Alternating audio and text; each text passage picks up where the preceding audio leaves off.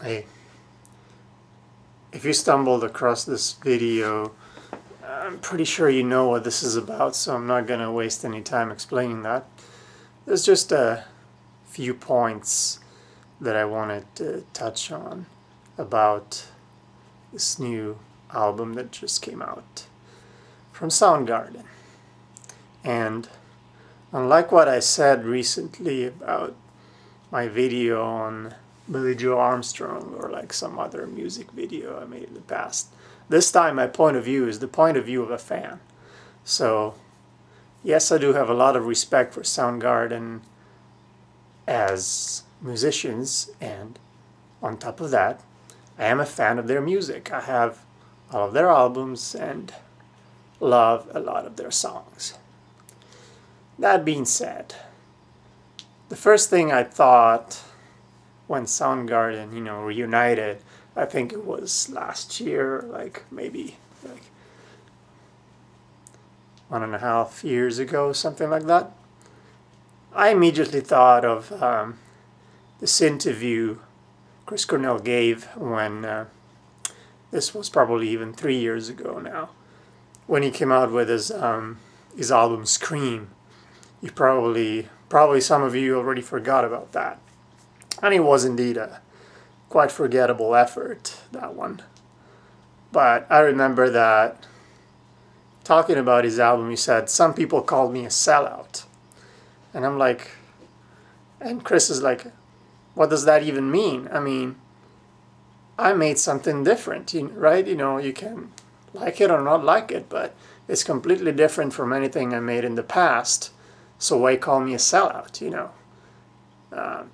If I were a sellout, you know what I would do? I would get together with Soundgarden again and start touring. Rake some money. That's a sellout. And I guess thinking back, probably Chris Cornell right now is like laughing to himself and going like, I wonder where they are, those ones who called me a sellout when I made Scream, and now that there's a new album with Soundgarden and no one's complaining. Yeah, well, in that sense I am complaining. I find this incoherent. I distinctly remember his words. He said that Soundgarden had said all they had to say, and their last album was their best one, which, I'm pretty sure some fans disagree with that, but personally, I think he was right on that. I think that Down on the Outside, artistically, was their best effort. So essentially his point was like, Soundgarden peaked already, so whatever we did now would not be up to par, so why do it, I'd rather do something new. I'd rather move on with my career. And even though his production, after he moved on with his career, I find rather forgettable, I respect that choice. So I know he went back to that choice, and we have a new Soundgarden album. Soundgarden album, and what do I think about the album itself? I listened to some of the songs, and I gotta admit, this is a legit Soundgarden album. It stands with, the best of their albums, especially the ones from the 90s, which are the ones that I like the most, Bad Motor Finger, Super Unknown, and Down on the Upside. I like the grungy Soundgarden better than the metal Soundgarden, but regardless, the sound of this album is legit. It doesn't sound like these guys are older and tired or like without ideas. I think their songs are good. Nothing wrong with them. However, the dilemma that I believe I mentioned in another video is it still necessary to have new Soundgarden songs out in 2012?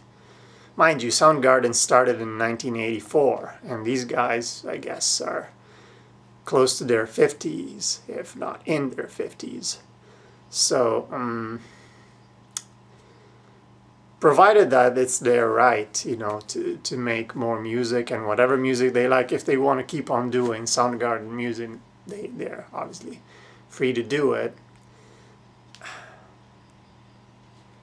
I think that the genre needs to move on, meaning we can't expect younger people to get into rock and roll if we think that the best expression of rock and roll in 2012 is Soundgarden, right? We need to leave room for new bands to step up and create new styles. That's my point of view on this one. So, am I going to buy that album? Probably not. I used the title of one of their singles as a form of, protest against Soundgarden. Protest against a band that I actually like. Because,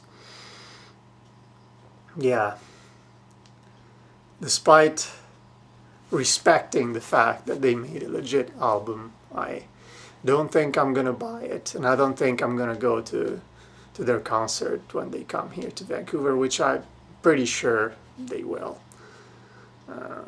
It's a city where they still have a whole lot of fans, and when that happens, meaning when they come here to Vancouver, I'm sure it will be a little sad to look at the audience and see that a lot of the people in the audience are like in their late 30s and 40s.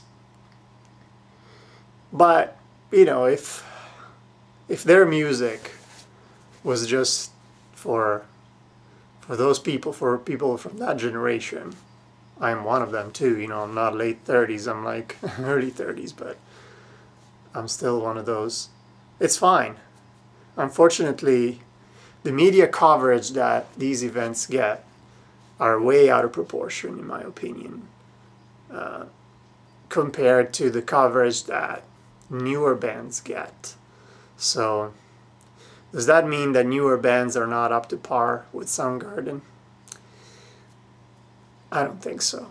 I think we should be braver, and especially the media should give more room to the newer bands, because they deserve it. And most of all, their production can be fresh, and it can bring some evolution to the genre, as opposed to Soundgarden playing like Soundgarden, which is what people want, but maybe a new band with a new style can rejuvenate, that's the word, rejuvenate the genre of rock. I'm pretty sure this probably didn't win me many friends among other Soundgarden fans, but that's my point of view. Take it or leave it. Bye.